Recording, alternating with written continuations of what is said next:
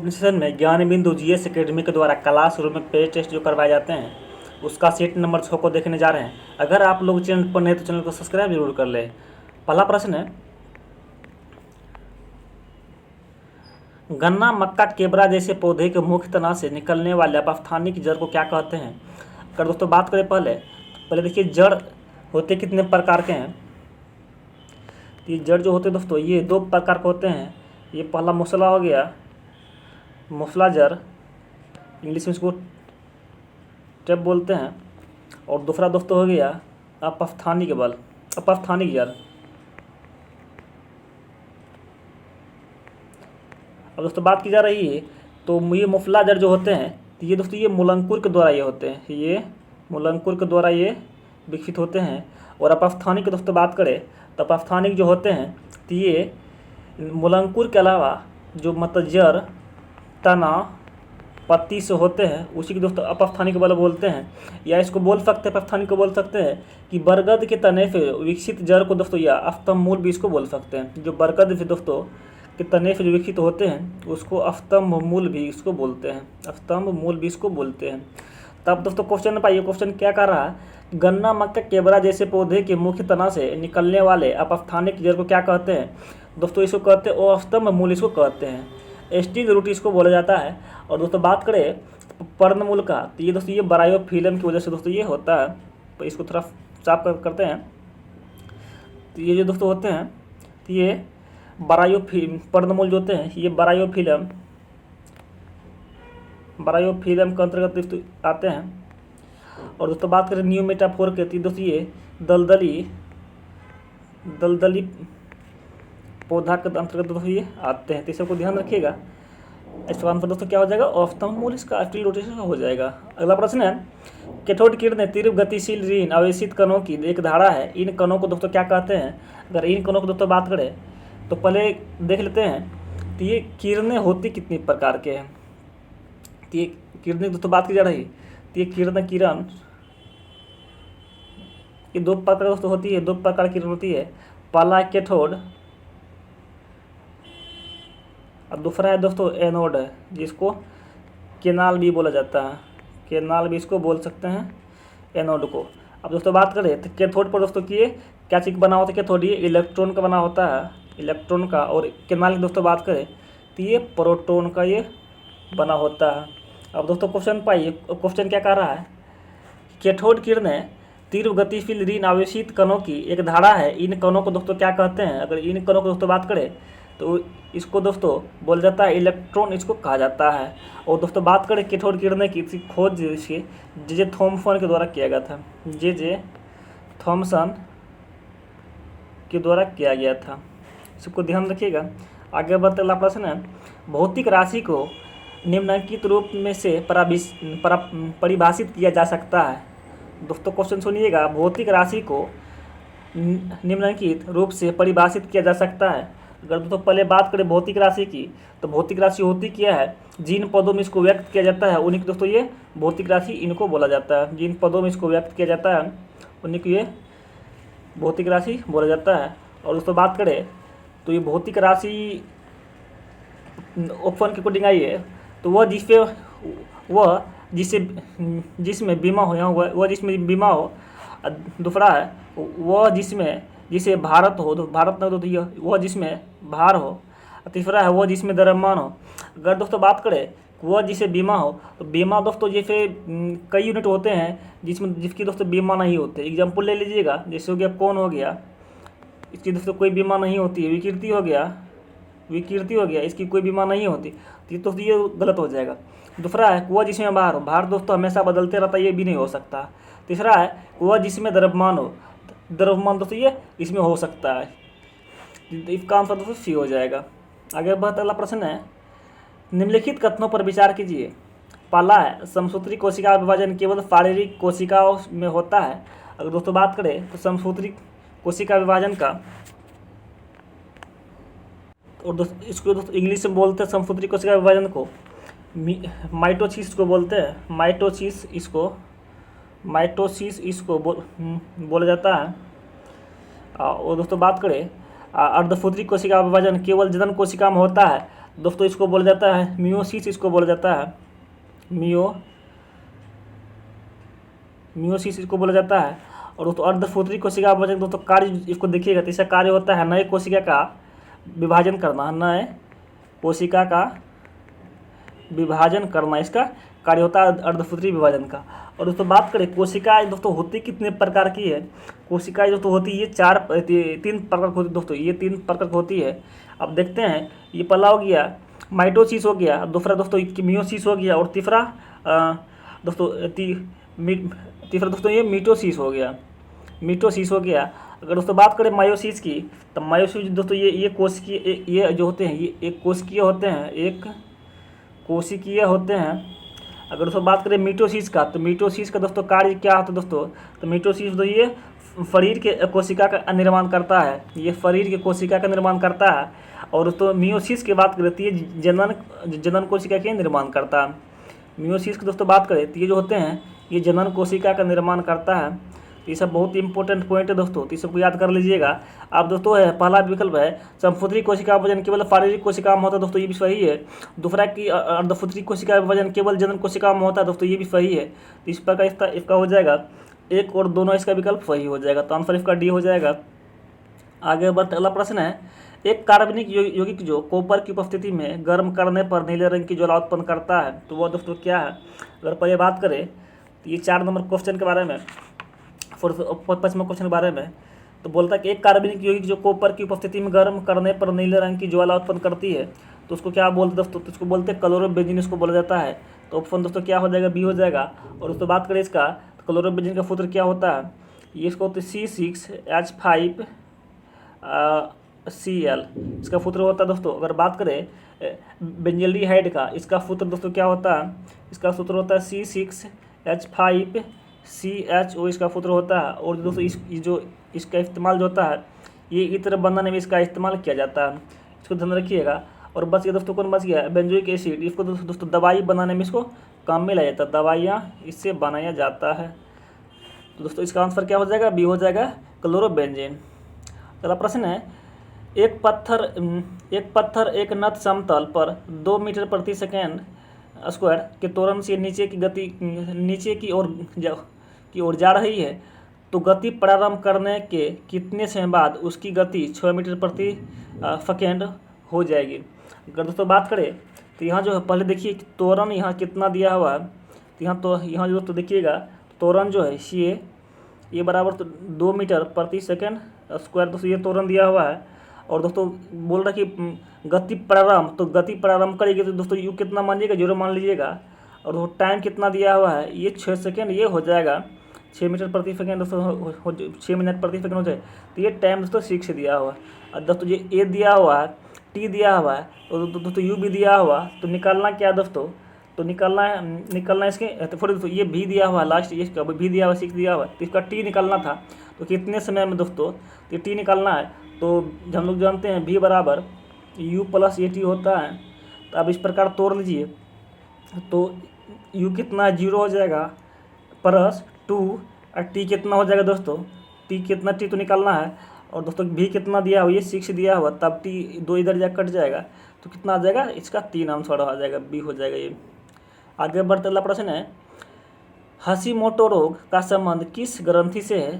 तो दोस्तों हशीमोटो रोग की बात की जा रही है, तो ये जो दोस्तों है तो ये थायराइड से इसका संबंध है, और दोस्तों अगर बात करें तो ये जो होते हैं, तो ये थायराइड ये गला में पाया जाने वाला है दोस्तों, ये बीमारी है, ये गला में पाया जाता है। और दोस्तों इसको हिंदी में क्या बोलते हैं, इसको अबटू बोलते हैं, हिंदी में इसको अबटू बोला जाता है। और दोस्तों बात करें हशीमोटो रोग को, तो इसको दोस्तों थायराइड का आत्महत्या भी इसको बोला जाता है, थायराइड की इसको दोस्तों आत्महत्या भी बोला जाता है, हशीमोटो को कहा जाता है, बोला जाता है, तो ध्यान रखिएगा।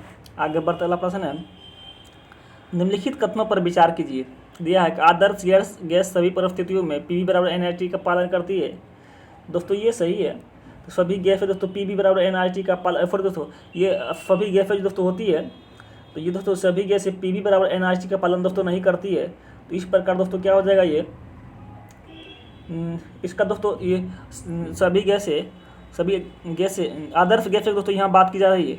ये आदर्श गैस दोस्तों, आदर्श गैसें में सभी परिस्थिति में पी बराबर एनआरटी पर पालन दोस्तों करती है। लेकिन दोस्तों बात करें सभी गैसें की, सभी गैसें दोस्तों पी बराबर एनआरटी दोस्तों पालन ये नहीं करती है। आदर्श गैस लगा हुआ दोस्तों इसलिए ये पालन करता है, लेकिन सभी गैस इसका पालन नहीं करता है। दूसरा विकल्प है वास्तविक गैस केवल उच्च दाब तथा निम्न ताप वाली परिस्थितियों में ही पी बराबर एनआरटी का पालन करती है। अगर दोस्तों बात करें तो ये जो होते हैं दोस्तों, ये उच्च ताप तथा निम्न दाब पर ये होते हैं। उच्च ताप तथा निम्न दाब पर दोस्तों ये होते हैं। और यहाँ दोस्तों क्या दिया हुआ है, यहाँ उच्च दाब दे दिया है, लेकिन यहाँ उच्च दाब दोस्तों ने ये उच्च ताप हो जाएगा। तो इस प्रकार दोस्तों ये गलत है। तो एक सही है, दो गलत है। तो ये विकल्प देखते हैं, यहाँ केवल एक ही सही होगा, इसको ध्यान रखिएगा। तो इसका आंसर दोस्तों केवल एक हो जाएगा। अगला प्रश्न है गुरुत्वाकर्षण नियतांक का मान दोस्तों क्या होता है। तो अगर दोस्तों गुरुत्वाकर्षण नियतांक की दोस्तों बात करें तो इसका पहले सूत्र देख लीजिए। तो ये जो दोस्तों होते हैं, तो ये जी बराबर होते हैं, तीसरा दोस्तों ये एफ बराबर होते हैं G into M1 M2 by R square दोस्तों होते हैं। जहाँ दोस्तों ये M1 M2 इसको मान सकते हैं, जो दोस्तों जोड़ा होती है इसके द्वारा, ये R के द्वारा दोस्तों ये जोड़ा होता है। और FI यूनिट में इसकी बात करें दोस्तों, FI यूनिट में इसका मान कितना हो जाएगा, इसका मान दोस्तों 6.67 इंटू 10⁻⁻11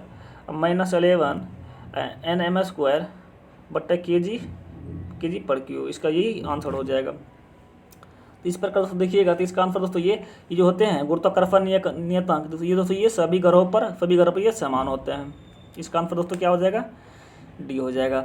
आगे बढ़ते अगला प्रश्न है भारत में एक छते पर अधिकतम कितनी शहद प्राप्त की जा सकती है। अगर दोस्तों बात करें भारत में, तो इसमें दोस्तों मैक्सिमम दोस्तों इसमें 5 kg शहद इसमें प्राप्त की जा सकती है। बहुत ही इंपॉर्टेंट प्रश्न था।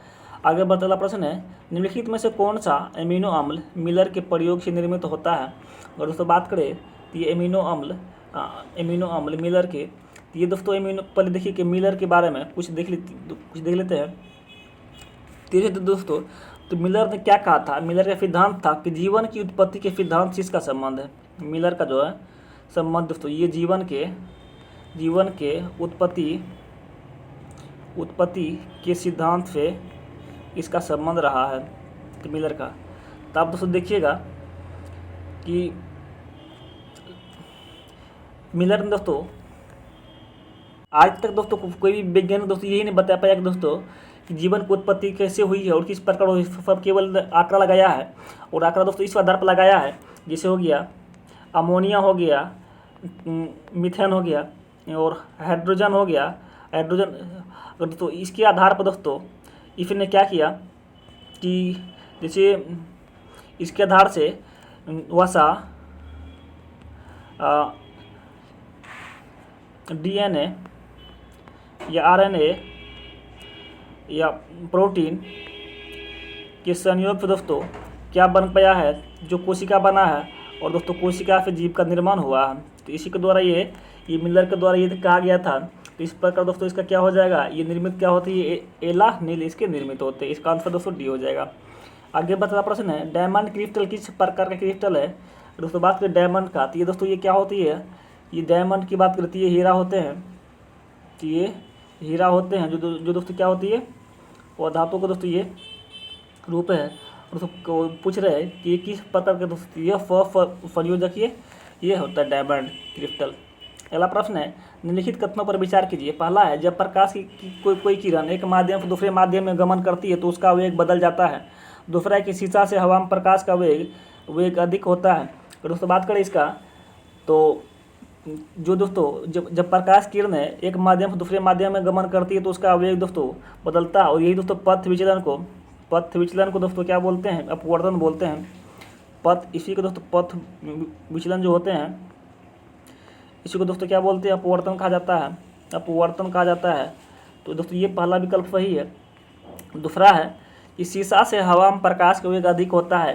अगर दोस्तों पहले देख लीजिए तो अपवर्तनांक, हवा का अपवर्तनांक कितना होता है, तो ये 1.003 होता है। और दोस्तों कांच की बात करें, शीशा की बात करें तो ये 1.48 से लेकर 1.96 के बीच होता है। अब दोस्तों देखिएगा दिया है शीशा से हवा में प्रकाश का वेग अधिक होता है दोस्तों, तो आप दोस्तों देखिएगा तो ये भी दोस्तों क्या हो जाएगा, सही हो जाएगा। तो आंसर 1 और 2 दोनों हो जाएगा, तो इसका दोस्तों क्या हो जाएगा, सी हो जाएगा। अगला प्रश्न है, बीडल एवं टोटम का नियोस्पोरा क्रेसा पर किया गया महत्वपूर्ण प्रयोग से यह प्रमाणित हुआ है कि दोस्तों एक एंजाइम एक जीन की उत्पन्न करता है। इसका दोस्तों यही सिद्धांत था, और एक जीव एक एंजाइम की दोस्तों ये सिद्धांत इससे संबंधित है। अगला प्रश्न है, विद्युत अपघटन की प्रक्रिया में कैथोड पर होता है। विद्युत अपघटन की दोस्तों बात की जा रही है, तो इसमें दोस्तों होते हैं, तो ये अब पहला है दोस्तों, तो अपकरण जो होते हैं दोस्तों ये किस पर होते हैं, ये कैथोड पर होते हैं, कैथोड पर होते हैं। और ऑक्सीकरण दोस्तों ये क्या होते हैं, ऑक्सीकरण ये एनोड पर ये होते हैं। तो दोस्तों बात करें तो पूरा की विद्युत अपघटन प्रक्रिया में कैथोड पर कौन होता है दोस्तों, तो आप देखिएगा दोस्तों ये ऑक्सीकरण पर ये सब होता है, इसको ध्यान रखिएगा, इसका आंसर ये हो जाएगा। आगे बढ़ते अगला प्रश्न है, विद्युत चुंबकीय तरंग स्पेक्ट्रम में न्यूनतम तरंग दैर्ध्य निम्नतम किसका है। अगर दोस्तों बात करें पहले इसका तरंग देख लेते हैं, आवृत्ति देख लीजिएगा, उसके बाद खुद इसका पता चल जाएगा। सबसे दोस्तों ज़्यादा होती है किसकी होती है, आवृत्ति किसकी होगी, पहले दोस्तों गामा किरणें के दोस्तों सबसे अधिकतम होगी, और उसके बाद दोस्तों पराबैंगनी किरणें के, और उसके बाद दोस्तों दृश्य ये दृश्य किरणें से ये बड़ा होगी, और दृश्य किरणें से दोस्तों छोटा दोस्तों कौन सा होगी, अवरक्त, और दोस्तों अवरक्त सूक्ष्म, फिर दोस्तों अवरक्त फिर दोस्तों क्या होगी, सूक्ष्म तरंगे छोटे होंगे सूक्ष्म, और सूक्ष्म दोस्तों कौन सा होंगे, रेडियो। अब देखिए दोस्तों सबसे बड़ा कौन है, गामा है, उसके बाद कौन है, पराबैंगनी है, उसके बाद दृश्य, उसके बाद अवरक्त, उसके बाद सूक्ष्म, उसके बाद रेडियो। अगर दोस्तों तरंग दैर्ध्य की दोस्तों बात करें तो इसमें देखिए दोस्तों तरंग दैर्ध्य में सबसे ज़्यादा किसका हो जाएगा, तो अगर दोस्तों देखिएगा तो ये गामा का दोस्तों ये क्या हो जाएगा, पूछ रहा है कि निम्नतम पूछिए दोस्तों, अगर जिसका आवृत्ति दोस्तों सबसे अधिक होता है उसका दोस्तों क्या होती है, उसका तरंग दैर्ध्य सबसे कम होता है। तो अब देखिए सबसे ज़्यादा आवृत्ति किसकी होती है, गामा की, दोस्तों इसका तरंग दैर्ध्य क्या हो जाएगी, इसकी कम हो जाएगी, तो इसका आंसर सी हो जाएगा। आगे बढ़ते अगला प्रश्न है, और थोड़ा एक पॉइंट और लिख लीजिएगा, तो वेग जो बराबर होते हैं दोस्तों आवृत्ति गुना तरंग दैर्ध्य इसका हो जाएगा, आवृत्ति गुना तरंग दैर्ध्य इसका आंसर हो जाएगा। अगला प्रश्न है, निम्नलिखित में से कौन सा एक पौधा में कायिक जनन का माध्यम नहीं है। तो दोस्तों बात करें इसमें से कौन सा दोस्तों होते हैं जो कायिक जनन का भाग नहीं है। दोस्तों पहले देख लीजिए कायिक जनन दोस्तों ये होता क्या है, तो कायिक जनन के अंतर्गत दोस्तों जैसे जो दोस्तों मूलांकुर के अलावा और किसी अन्य भाग से होता है वो फिर दोस्तों ये कायिक जनन बोला जाता है। और कायिक जनन के अंतर्गत दोस्तों देखिएगा इसमें दोस्तों क्या बांस ले लीजिए, गुलाब ले लीजिए, ये दोस्तों ये मूलांकुर के अंतर्गत ये किसी भी भाग से होता है। और केला, तीसरा दोस्तों ये क्या है इसके है। अब पूछ रहा है दोस्तों कौन सी इस माध्यम में नहीं है, तो पत्ती से दोस्तों ये हो सकती है, कलिका हो सकती है, स्तन से भी होती है, लेकिन फूल से दोस्तों ये फूल जो होती है ये क्या दोस्तों ये लैंगिक जनन होता है। और दोस्तों इसी से कायिक जनन इसमें से नहीं होता है, दोस्तों ये मूलांकुर के द्वारा होता है, और इसलिए इसको दोस्तों लैंगिक जनन इसको बोला जाता है, लैंगिक जनन, नोट कर लीजिए, इसको लैंगिक जनन इसको बोला जाता है। इसका आंसर क्या डी हो जाएगा। अगला प्रश्न है, अधिक समय तक खुला छोड़ा गया ब्लीचिंग पाउडर अपनी शक्ति खो देता है, इसका कारण क्या है।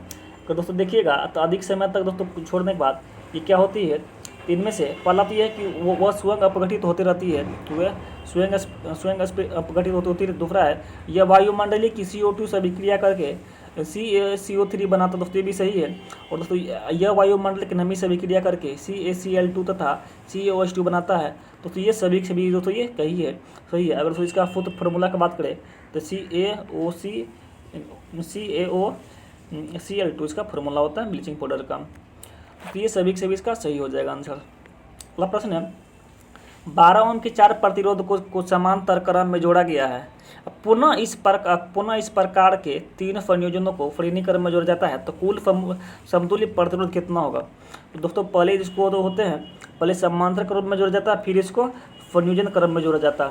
अगर समांतर क्रम की दोस्तों बात करें तो इसका फॉर्मूला दोस्तों होते हैं 1/r बराबर 1/r1 प्लस 1/r2 1/r3 इसका दोस्तों होते हैं। तब दोस्तों देखिएगा तो 1/12 हो जाएगा इसका, 1/12 प्लस 1/12 प्लस 1/12 इसका दोस्तों हो जाएगा।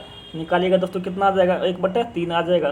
अब इसको फिर से दोस्तों आप बोल रहा है कि संयोजन क्रम में जोड़िए, संयोजन के फरीनी क्रम में जोड़िए, तब इसका फॉर्मूला होता है R बराबर, तो R1 plus R2 plus R3, इसको तो 3 बार जोड़िएगा, तो बोल रहा है कि 3 बार जोड़ने के लिए तीन संयोजनों को, तो 3 3 6 3 9, इसका दोस्तों आंसर आ जाएगा।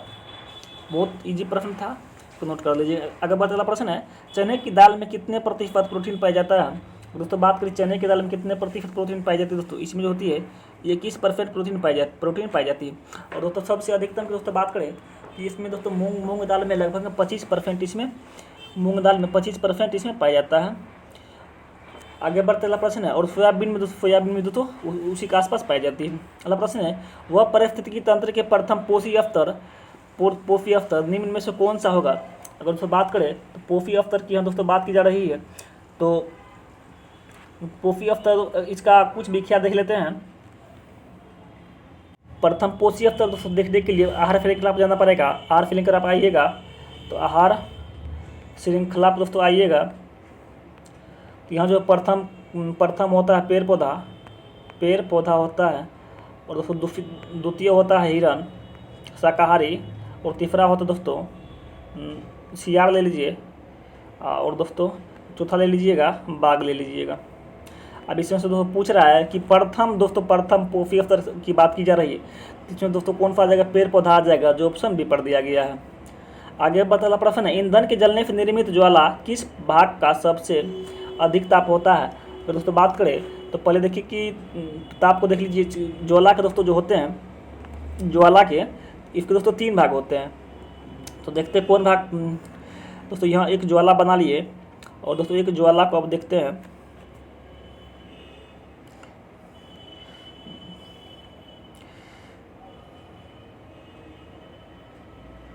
यहाँ दोस्तों ज्वाला बना रहे हैं, और इस ज्वाला को दोस्तों देखिएगा कौन कौन भाग है।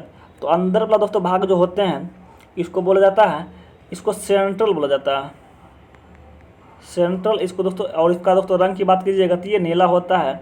उसके दोस्तों सेकेंड वाला दोस्तों इसको बोला जाता है लुमिनियस बोला जाता है, लुमिनियस इसको बोला जाता है। और दोस्तों इसका रंग जो होता है, इसका रंग पीला होता है। और तीसरा दोस्तों होते हैं, इसको बोलते हैं सबसे बाहरी भाग को दोस्तों ये बोलते हैं, इसको नॉन लुमिनियस बोलते हैं। और दोस्तों ये जो होते हैं, इसका सबसे अधिक ताप इसी का होता है, और दोस्तों इसमें तो हाथ भी डाल दीजिएगा अंदर वाला भाग में दोस्तों, इसमें साफ दोस्तों इसमें जलने की संभावना कुछ भी नहीं रहती है। उसके बाद दोस्तों इसमें जल सकते हैं, और इसमें दोस्तों सबसे अधिक इसमें होता है।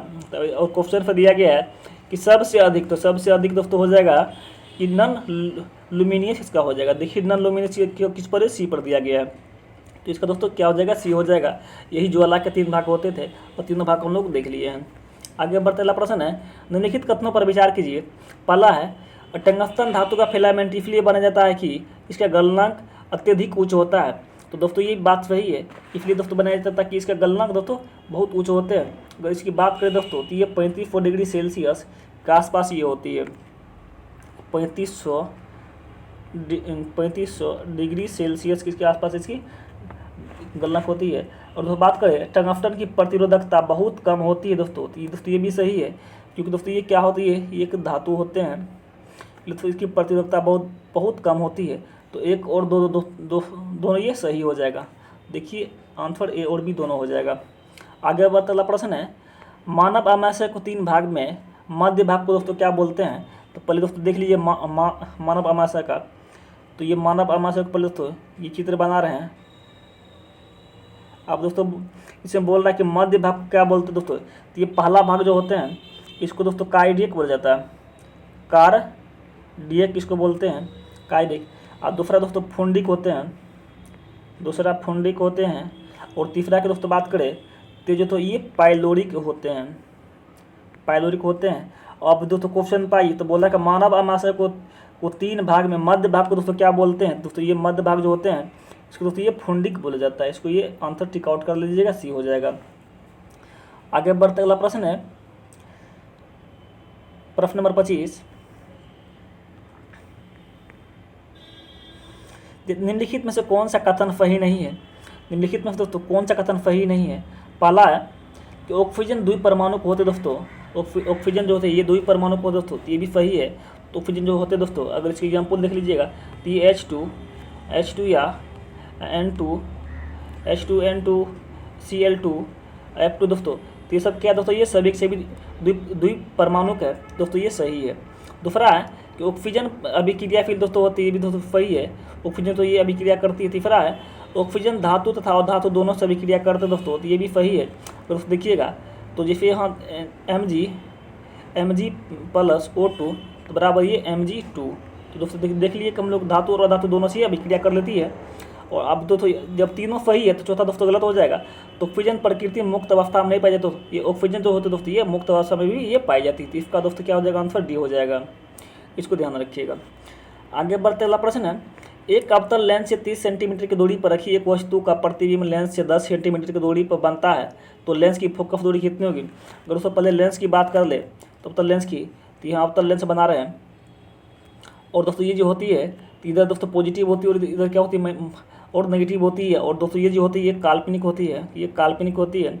आप दोस्तों क्वेश्चन पाइए, क्वेश्चन क्या बोल रहा है, क्वेश्चन बोल रहा है कि अवतल लेंस से 30 डिग्री दोस्तों ये जो होते हैं तो ये प्रतिबिंब दोस्तों हमेशा क्या बनती है, आगे ही बनती है, तो ये -30 हो जाएगा और इधर दोस्तों रखिएगा तो माइनस में आ जाएगा। और दूसरा है दोस्तों भी बराबर कितना दिया गया है, भी जो है दोस्तों तो ये प्रतिबिंब लेंस से देखिए दोस्तों तो 10 दिया गया, तो ये 10 सेंटीमीटर ये हो जाएगा, 10 सेंटीमीटर। आप दोस्तों क्या पूछ रहे हैं, आप फोकस दूरी कितना होगा, फोकस दूरी निकालेंगे दोस्तों तो हम लोग जानते हैं कि 1/v अब -1/u बराबर कितना दोस्तों हो जाएगा, 1/f हो जाएगा। तो आप दोस्तों तोड़िएगा तो ये तो कितना हो जाएगा, तो 1/10 अब प्लस 1/3 बराबर दोस्तों 1/f हो जाएगा, यहाँ तो माइनस हो जाएगा। अब इसको निकालिएगा तो इसका आंसर दोस्तों कितना 15 निकल जाएगा, आंसर इसका बी हो जाएगा। आगे बढ़ते अगला प्रश्न है, किस विद्युत चुंबकीय तरंगों की आवृत्ति सर्वाधिक है। और उसमें बात करें कि सर्वाधिक सबसे अधिक किसकी दोस्तों है, तो ये सर्वाधिक दोस्तों हम लोग पीछे भी देख चुके हैं। तो ये दोस्तों ये गामा की सर्वाधिक आवृत्ति होती है, हम लोग पहले भी इसका डिस्कशन कर चुके हैं। अभी दोस्तों क्वेश्चन नंबर कुछ इस 16-17 में था, क्वेश्चन नंबर दोस्तों कितना था इसका 16 में था दोस्तों, 16 क्वेश्चन का पूरा डिस्कशन कर चुके हैं, इसको ध्यान रख लीजिएगा। अगला प्रश्न है, फ्लोएम एवं जैलम का निर्माण होता है दोस्तों, ये जो होते हैं इसे ये 4 तत्वों से इसका निर्माण होता है। और दोस्तों बात कर ले पहले जैलम का, तो इसका काम जो होते हैं दोस्तों जैलम का, तो ये जल तथा खनिज लवण को दोस्तों ये खनिज लवण को पौधे तक पहुंचाते हैं। और दोस्तों फ्लोएम को दोस्तों बात करें तो फ्लेम जो होता है दोस्तों ये इसको पत्तियों द्वारा निर्मित भोजन को ये सभी जगह पहुँचाने का काम करता है फ्लोएम। आप दोस्तों आ रहे हैं कि फ्लोएम जैलम का निर्माण दोस्तों 4 तत्व होता है, तो ये देखिएगा। और फ्लोएम में दोस्तों 4 तत्व का बना होता है और जैलम में दोस्तों ये 4 तत्व का बना होता है। अगर एक एक करके दोस्तों देखिएगा तो चारों तत्वों को, पहले जैलम का तत्व देख लीजिए, जैलम का, तो जैलम जो होते हैं पहला दोस्तों हो गया ट्रिकिड हो गया, ट्रिकिड हो गया। दूसरा दोस्तों क्या हो जाएगा इसका वेसल्स हो जाएगा, वेसल्स। तीसरा दोस्तों क्या हो जाएगा जैलम फाइबर, तीसरा जैलम फाइबर। और दोस्तों चौथा दोस्तों हो जाएगा जैलम पेरेनकाइमा हो जाएगा, जैलम पेरेनकाइमा दोस्तों हो जाएगा। ये सब था दोस्तों जैलम के।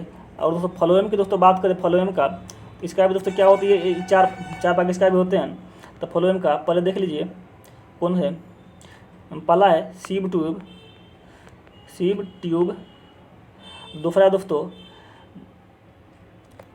दूसरा है कंपेनियल सेल। तीसरा है दोस्तों फ्लोएम फाइबर और तीसरा दोस्तों फ्लोएम पेरेनकाइमा। चौथा दोस्तों ये फ्लोएम पेरेनकाइमा है दोस्तों। ये 4 भाग सबके देख लिए हैं। आगे बढ़ते अगला प्रश्न है, पुरानी किताबों का कागज धूल भरा किस कारण से होता है।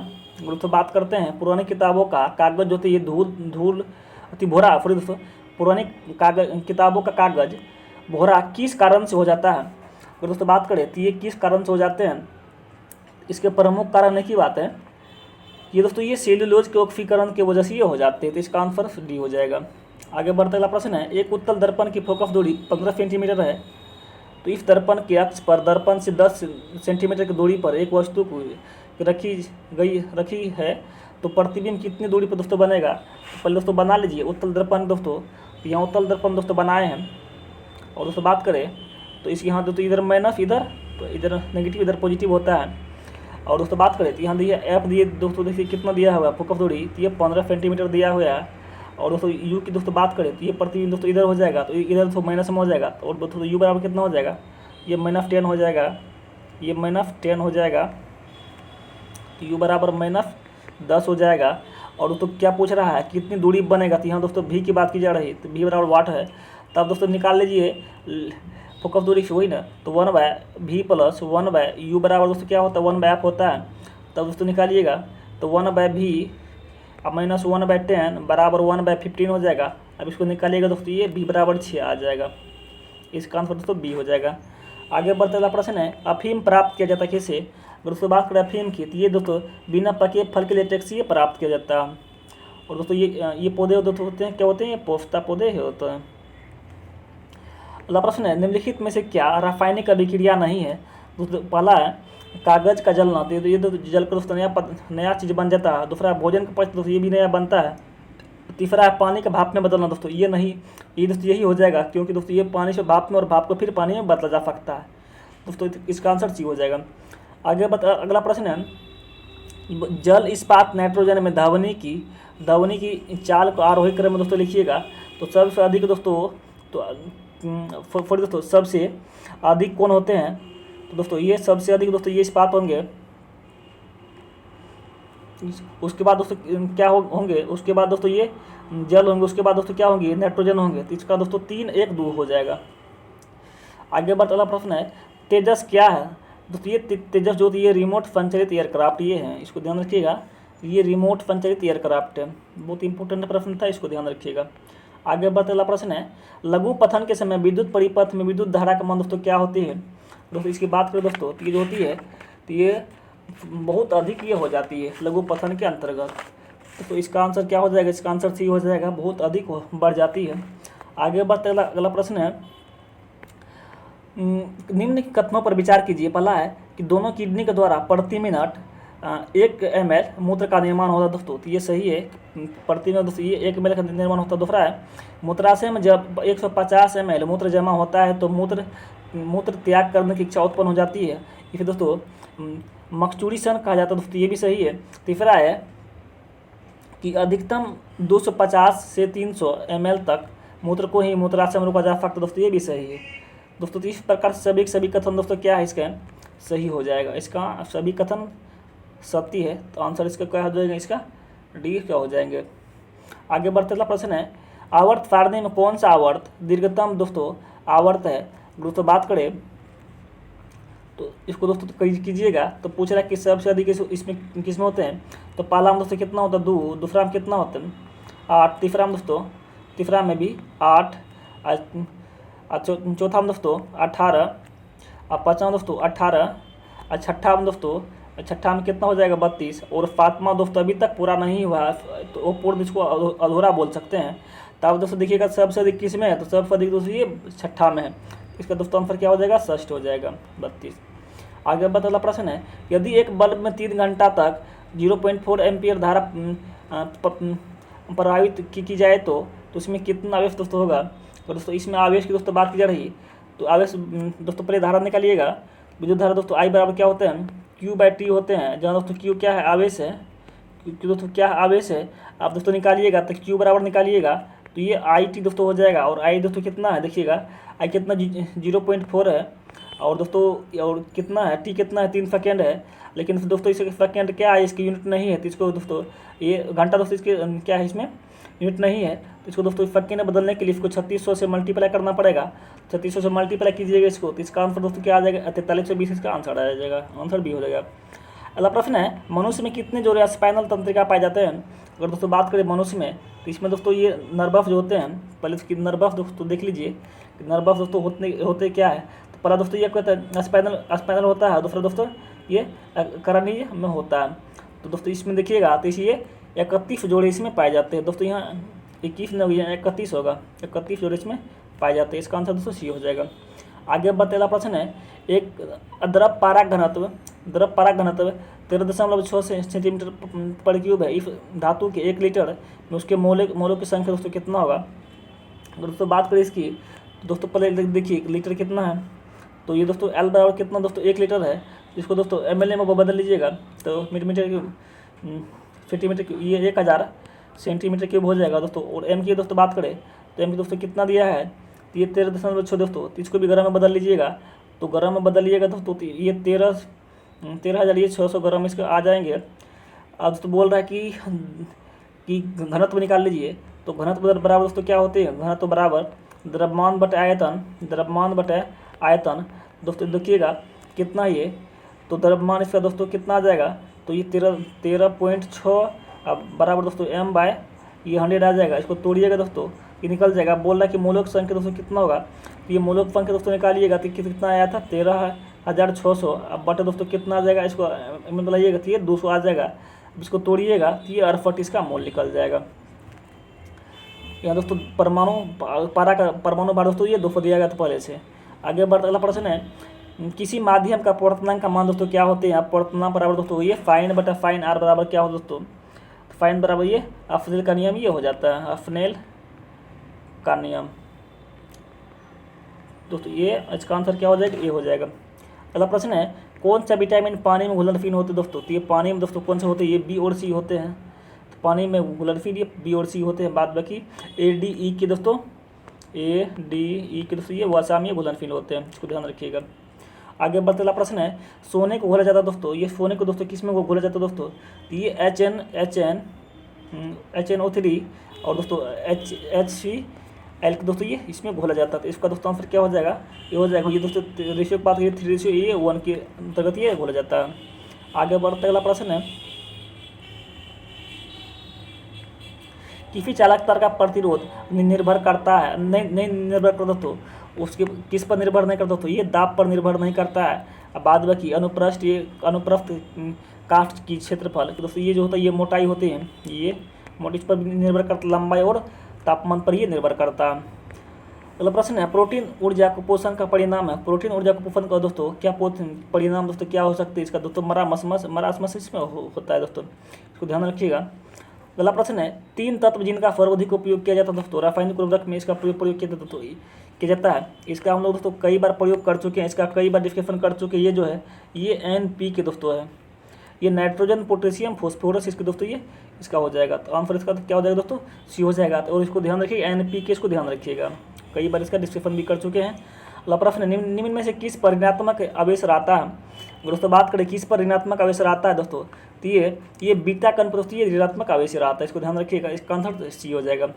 आगे बढ़ता हुआ प्रश्न है, मुख गुहा में निकलने वाला लाड़ किसके पाचन में सहायक होते हैं दोस्तों, तो ये जो होते हैं ये आफ्टार्थ में सहायक होते हैं, एग्जाम में कई बार पूछ चुका है दोस्तों, आप लोग को नॉन स्टॉप पढ़ाए जा रहे हैं। अगर पसंद आए तो चैनल को जरूर सब्सक्राइब कर लें। अगला प्रश्न है, Fe++ की दोस्तों Fe ट्रिपल दोस्तों ये देखिएगा कि यहाँ अवतरण हो रहा है, तो होना दोस्तों क्या कहलाएगा, तो ये जो दोस्तों हो रहा है तो ये ऑक्सीकरण कहला रहा है। आगे बढ़ते हैं, अगला प्रश्न है, और दोस्तों यहाँ क्या हो रहा है, यहाँ दोस्तों यहाँ इलेक्ट्रॉन दोस्तों यहाँ त्याग हो रहा है, यहाँ जो हो देखिएगा ये इलेक्ट्रॉन का त्याग हो रहा है, और त्याग होता दोस्तों ये ऑक्सीकरण ये होता है। आगे बढ़ता प्रश्न है, प्रतिध्वनि तरंग को उत्पन्न होने का कारण क्या है दोस्तों, तो ये दोस्तों है इसका कारण है ये ध्वनि का परावर्तन दोस्तों, ये प्रतिध्वनि तरंगों के ये कारण होता है। तो दोस्तों आज हम लोग अपने सेशन में कुल 50 प्रश्न देखें, अगर पसंद आए तो चैनल को जरूर लाइक सब्सक्राइब कर दे। मिलते हैं अगला सेशन में, thank you very much, have a nice day.